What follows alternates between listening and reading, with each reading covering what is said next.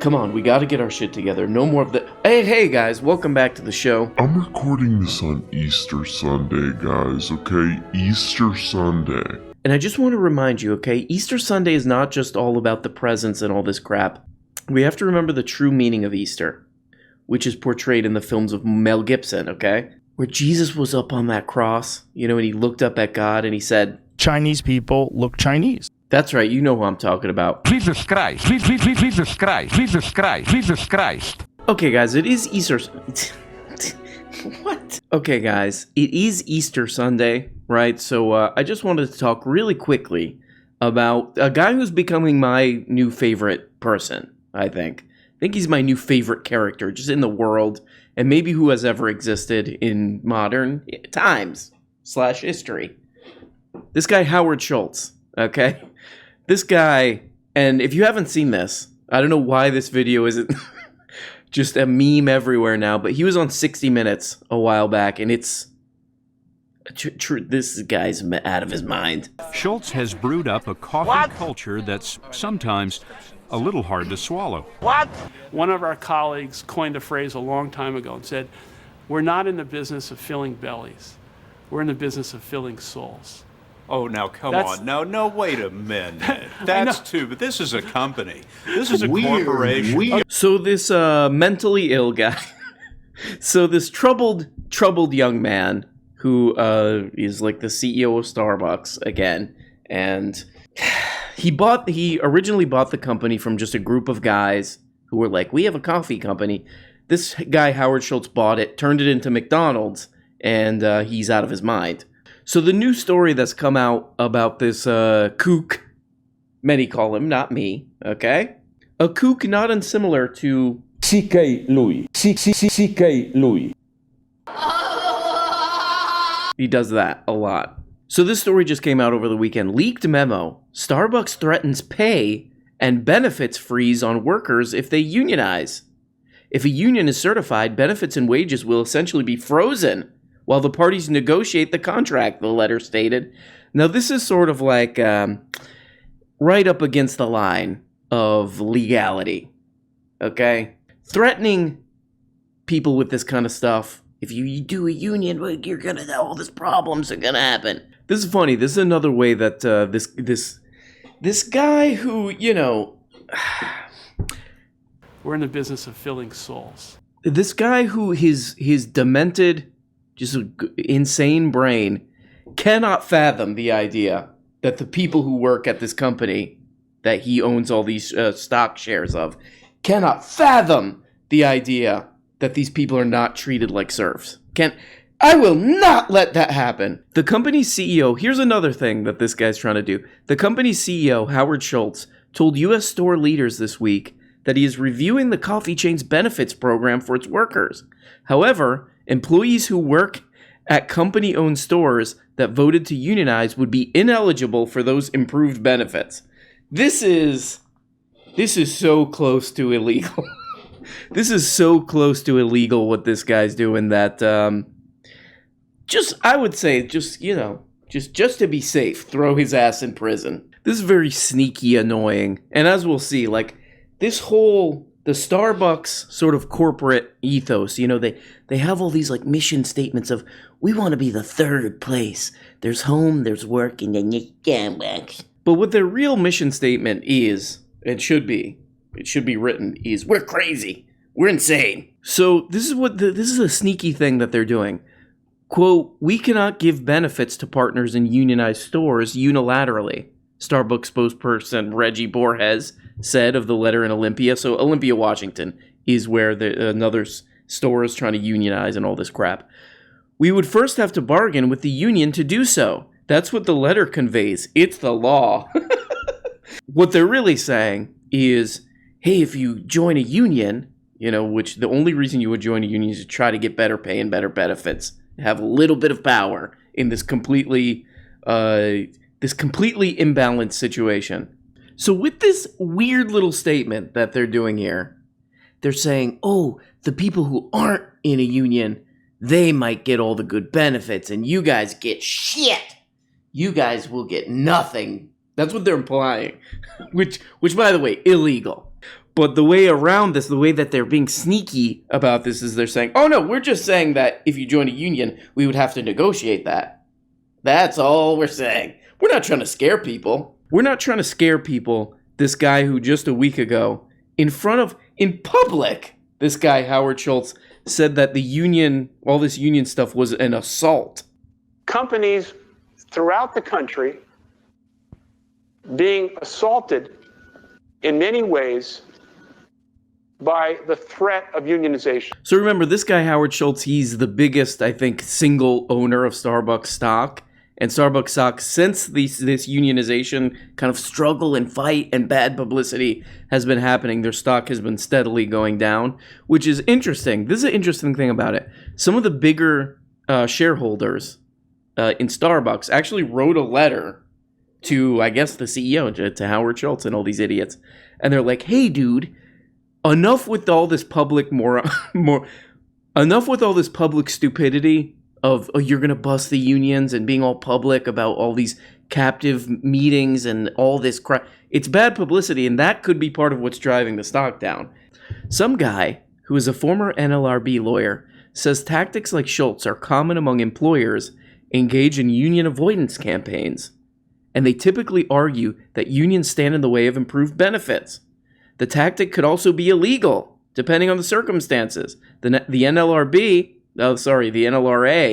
National Labor Relations Act, prohibits employers from promising benefits to employees on the condition that they reject a union. So there you go, right on the line of doing illegal stuff. That's how much of a kook these people are. Anything, I will break the law to make sure the people that I call partners, my family, to make sure that they get nothing. Even though Schultz did not target specific stores that have gone public with union drives or have already won election dates with the NLRB, his comments could potentially interfere with election outcomes. Crichton says it's possible. Crichton is a guy who works for the NLRB, I think, or he's a lawyer or whatever. Says it's possible Workers United, the union seeking to represent Starbucks workers, will file an unfair labor practices charge with the NLRB over Schultz's move. Oh, crap. Prison.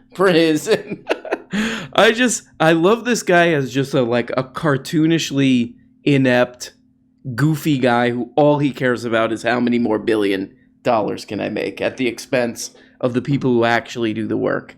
There's really only one way to describe it, which is disgusting and probably illegal. I hope there's a movie. You know how Nick Cage is making this movie where he's like, I'm playing myself. You know, he's doing that. I'm playing myself, and he's like acting all crazy and all this. There should be a movie. This is a movie that I want to pitch right now because this guy's got cage face. He's got what we call cage face. We're not in the business of filling bellies. We're in the business of filling souls. Weird.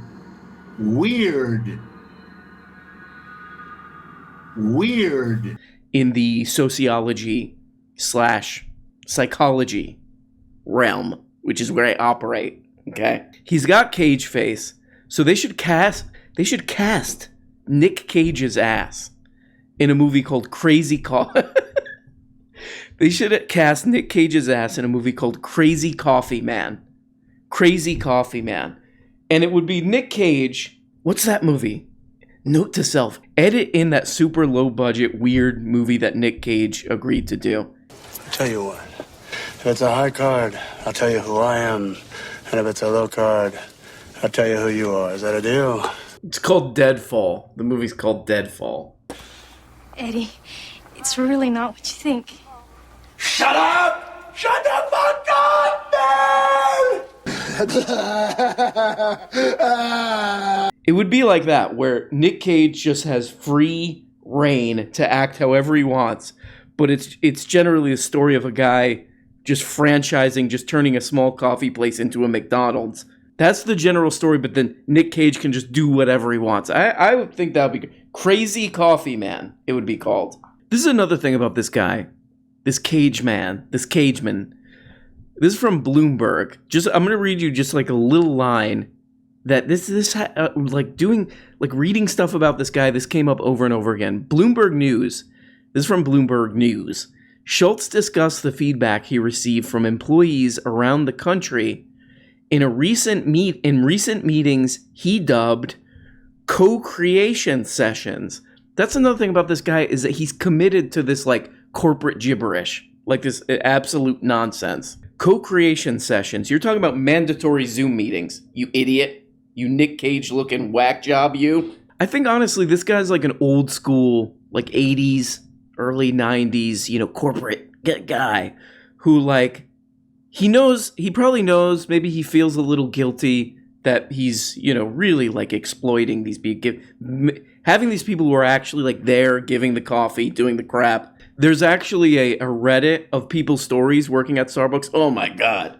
Working at Starbucks is basically World War I. You're basically in World War I.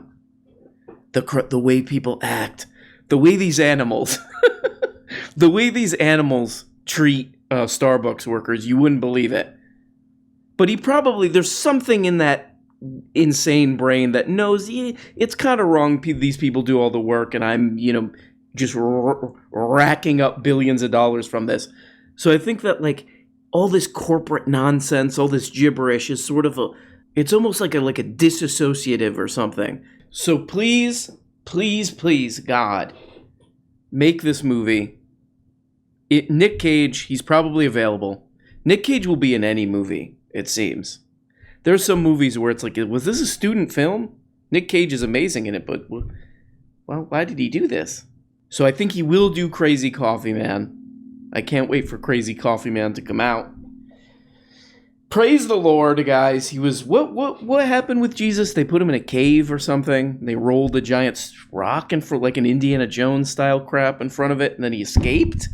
Is that what happened? This story's unclear. But he is risen, guys. He is risen. And speaking of risen, check out our sponsor for today's show, Blue Chew. I'm just kidding, guys. Just kidding. Guys, it's Monday. Keeping this one short for the holiday. Keeping it short for the so-called alleged holiday. Thank you guys so much for watching, and I will see you later. Bye-bye. Hey guys, you're only getting a fraction of the weekly shows. If you want a new motherfucking episode every day, subscribe on Patreon for as little as 2 bones. You get the patron-only Tuesday and Thursday shows, the Bookablega show where we look at important books, and the goddamn weekly behind-the-scenes show. And for only 25 bones, you could become a producer and get your name up here. Look at these people. These people make this show possible. If it wasn't for them, nothing. We don't have a show. We got nothing, and it's garbage. And we have to just leave. We have to just basically walk away. And we don't even really know where we're walking. That's the truly troubling part about all this. But please, become a patron today for as little as 2 bones, or 5 bones is another level, or 10, or you go the full 25 and you get up here. Big special thanks to these people. Love you guys. Love you guys so much.